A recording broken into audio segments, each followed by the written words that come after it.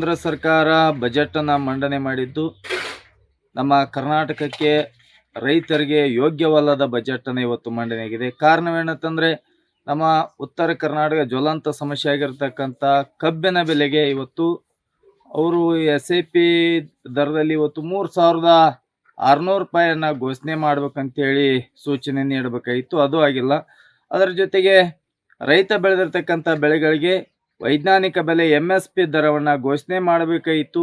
ಅದನ್ನು ಕೂಡ ಮಾಡಲಿಲ್ಲ.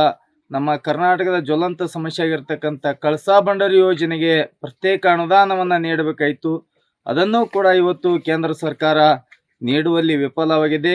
ನಿರ್ಮಲಾ ಸೀತಾರಾಮನ್ ಅವರು ಬೃಹತ್ ಆಗಿರ್ತಕ್ಕಂಥ ಏನು ಬಜೆಟ್ ಅನ್ನು ಘೋಷಣೆ ಮಾಡಿದ್ದಾರೆ, ರೈತರನ್ನ ಬದಿಗಿಟ್ಟು ಈ ಒಂದು ಬಜೆಟ್ ಅನ್ನು ಘೋಷಣೆ ಮಾಡಿರ್ತಕ್ಕಂಥದ್ದು ಖಂಡನಾರ್ಹ ಅಂತೇಳಿ ಈ ಸಂದರ್ಭದಲ್ಲಿ ಹೇಳ ಬಯಸ್ತಾ ಇದ್ದೇನೆ.